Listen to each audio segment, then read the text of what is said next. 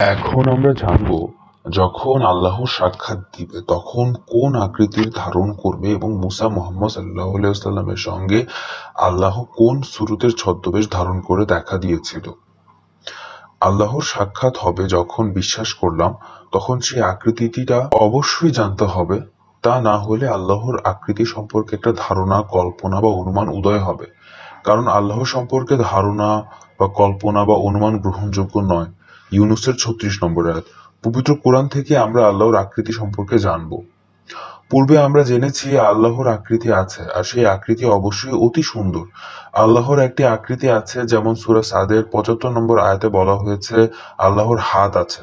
সূরা কালামের ৪২ নং আয়াতে উল্লেখ আছে আল্লাহর পা আছে, এবং সূরা কাসাসের ৮৮ নং আয়াতে বলা আছে আল্লাহর চেহারা ধ্বংস হবে না, এবং সূরা সিজদার ৪ নং আয়াতে উল্লেখ আছে যে ৬ দিনে পৃথিবী তৈরি করে আল্লাহ আরশে আজিমে সমাসীন হলেন। যেখানে দাঁড়ানো এবং বসা উল্লেখ থাকে, সেক্ষেত্রে অবশ্যই আল্লাহর একটি আকৃতি আছে বলে প্রতীয়মান হয়। আর আল্লাহর সেই আকৃতিটাই হচ্ছে অতি উত্তম আকৃতি।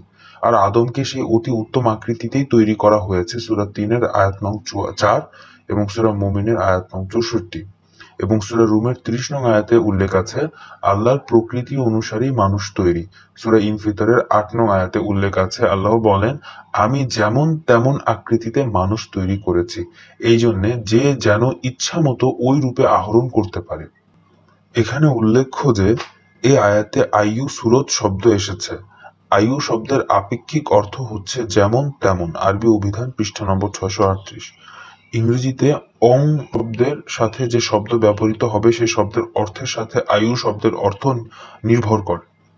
যেমন তুমি আমাকে যেমনটা ধাক্কা দিলে আমিও তোমাকে তেমনটা ধাক্কা দিলাম।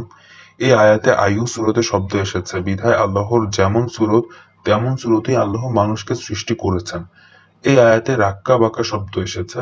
রাক্কা বাঁকা শব্দের অর্থ হচ্ছে আহরণ করা। আরবি অভিধান পৃষ্ঠা নম্বর ১৩৭৪। যেন ইচ্ছা মতো আল্লাহ মানব রূপে আহরণ করতে পারে। আবার মানব রূপের মর্যাদা প্রতিষ্ঠিত করার পক্ষে আল্লাহ আদম সুরতের মধ্যে নিজ রূহ উৎকার করে সেখানে সেজদার হুকুম দিল। হিজরের ২৯ নম্বর আয়াত ও সাদের ৭২ নং আয়াত। যেহেতু সকল সেজদা একমাত্র আল্লাহর প্রাপ্য, জিন ১৮ নম্বর আয়াত, ৪১ নম্বর সূরা ৩৭ নম্বর আয়াত।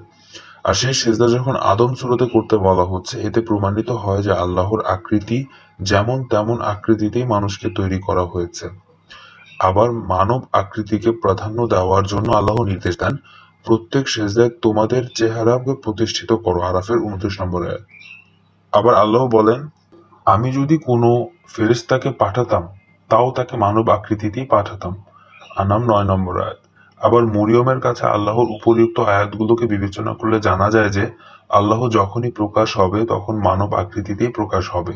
মানুষের মৃত্যুর পরে যখন আল্লাহর সাক্ষাৎ ঘটবে তখন মানব আকৃতি ধারণ করে প্রকাশ হবেন এবং সাক্ষাৎ দিবেন।